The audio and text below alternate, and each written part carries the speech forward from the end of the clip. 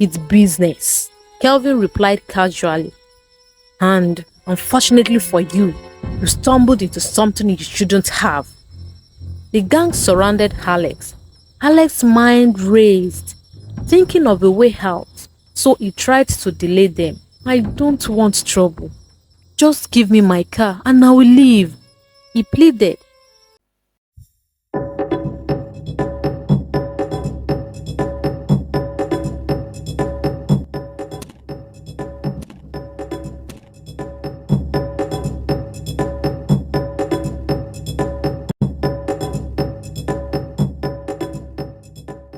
The busy roads of Lagos were noisy as usual, with car horns blaring and people talking as they walked by. Alex, a well-dressed man in his mid-30s, stepped out of his sleek black LX 600. His car, a recent upgrade that had taken a significant chunk of his savings, was his pride and joy. The vehicle symbolized his hard work. It showed how far he had come, from a poor background to someone successful. Alex was on his way to a business meeting that evening, his mind racing with thoughts about the potential contract he was about to secure.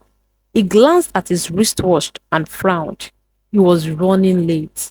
In his haste, as he locked the car and slipped the key into his pocket, he didn't notice the subtle wear on the key. At the end of the meeting in the company's boardroom, a brown envelope was handed over to Alex by the managing director of the company. Alex passed the envelope to his colleague at work, Femi, who had gotten to the company earlier before him. Femi refused and insisted that Alex keep the envelope with him. Without further argument, Alex hesitated but kept the envelope. The envelope contained some documents and a sum of 30.5 million naira, which was for the execution of the contract they just won. As they walked down the stairs, Alex asked, Femi, why did you insist I keep the envelope? Nothing. I just thought it would be safe with you. Aside from that, my car is still with my mechanic, and carrying the envelope around would be too risky for me, Femi said. Okay, let me drop you off then, Alex said, trying to bring out the car key from his pocket. No, don't worry, it's already late. I will take a bike after all. We are not taking the same route. Well, you are right. Safe journey and have a good night, dude, Alex said. Yeah, and you too, Femi replied, walking away as Alex walked toward his car. Alex unlocked the car and started it, but the key snapped in the ignition. Panic set in. He knew he couldn't leave the car unattended overnight, not in Lagos. He sat there for a moment, thinking of what to do, and then he remembered a small shop he had passed earlier, a key cutter's shop nestled between a tire repair kiosk and a roadside food vendor. He managed to drive down to the place. The shop was dimly lit, with an old flickering bulb hanging over the entrance. Alex hesitated for a moment before stepping down. The shop's owner, a slim man named Kelvin, was already locking the door.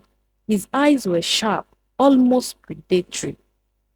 Good evening, Yoga, Kelvin said with a smooth voice. You want cut key? Yes, Alex answered. My car key broke. I know it's too late, I know. But can you make another one quickly? I will pay well, Alex said, holding up the broken pieces. Kelvin looked at the broken key carefully. No wala, I go do am fast. Just give me 20 minutes. Alex agreed and gave him the key. As Kelvin walked, the hummings of the machine blended with the distant sound of the city. Kelvin looked at Alex's car and smiled. He thought to himself, this is the kind of customer I've been waiting for. We must collect this one too. He turned back to Alex and said jokingly, Oga, you must be one of those rich men in big estate too. Your car be like a white horse, if fine well. Alex laughed. Ha ha ha. Big estate? Not even close. I live in Mushin. The rough side, but the car is just part of being a big man, you know now. Kelvin looked short, mushy. And you drive this kind LX 600? Voila. Which part of Mushin? Alex told him the exact area, and then his phone rang, and he was somewhat distracted till the end of the call. What Alex didn't know was that Kelvin was not just a key cutter, he also worked with a group that stole cars. Every time someone came to his shop, he secretly made a spare of their key for the gang. He would chat with the customer just to distract them while doing it. Here you go, Oga, Kelvin said, handing over the key. You see, good as new. Alex thanked him, paid, and left, not knowing that Kelvin had a spare key to his car. For the next 2 nights, Kelvin paraded motion and watched Alex's area carefully. He studied the street, waiting for the right time to strike. 2 days later, Alex's phone rang early in the morning. It was his friend, Bayo, who lived nearby. Alex, where are you? Bayo asked, sounding scared.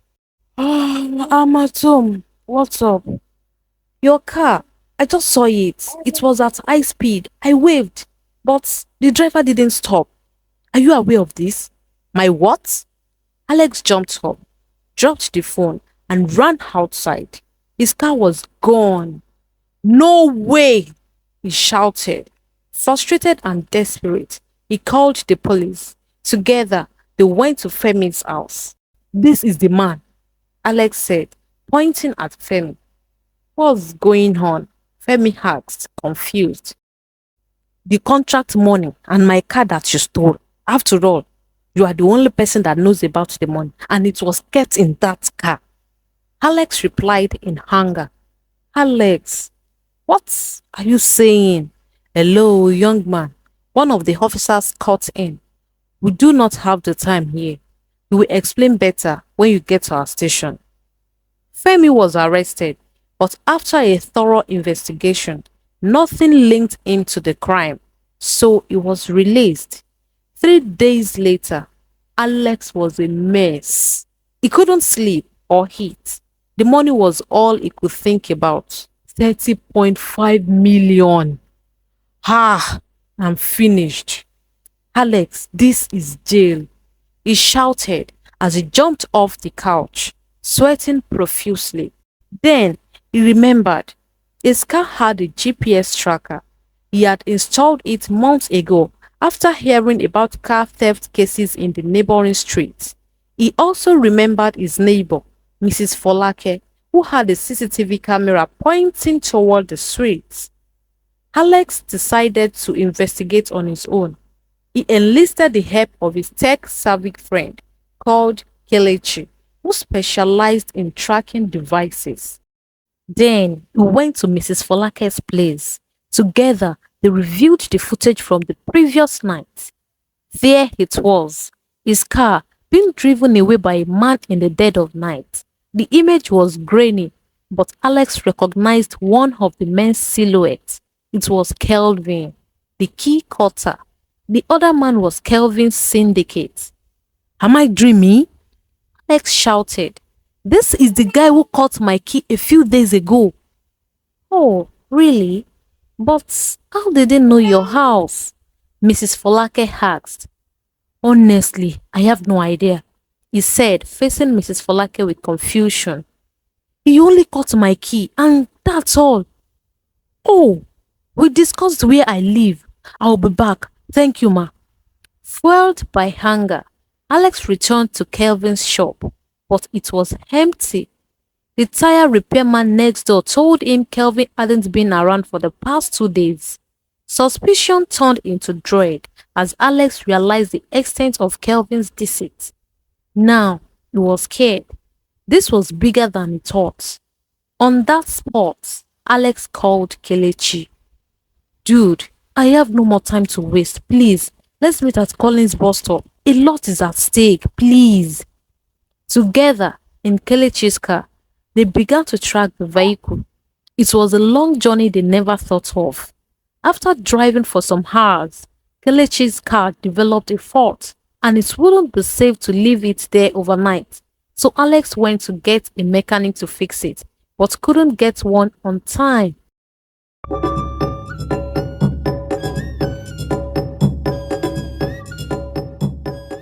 Eventually, the car was fixed and they continued with their journey, but it was getting late. They finally tracked the car to an old warehouse outside Lagos. The place was quiet and creepy. Alex's heart raised. He entered while Kelechi stood outside watching out for him.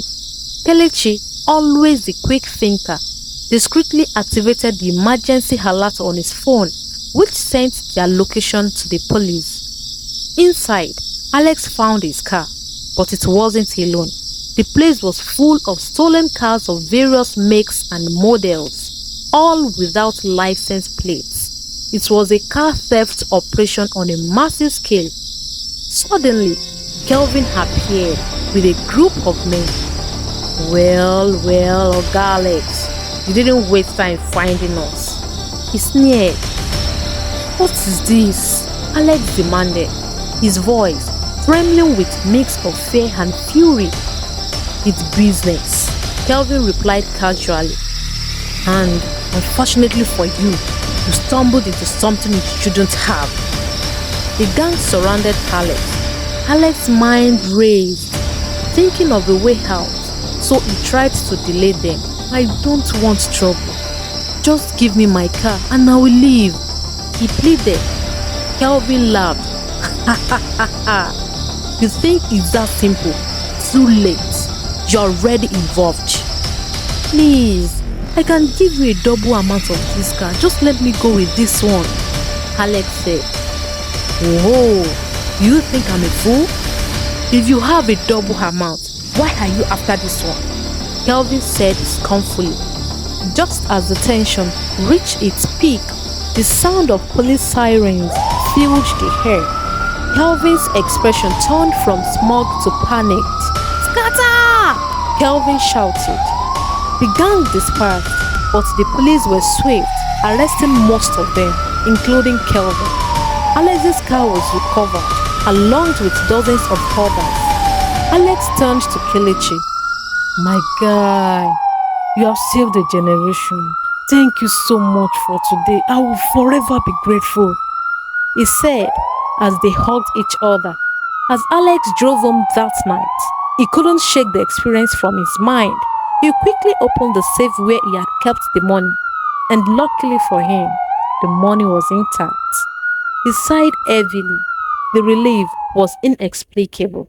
When he got home, as a big man that he called himself, he brought out a bottle of wine and sat down, gulping it as he reminisced on the past 4 days.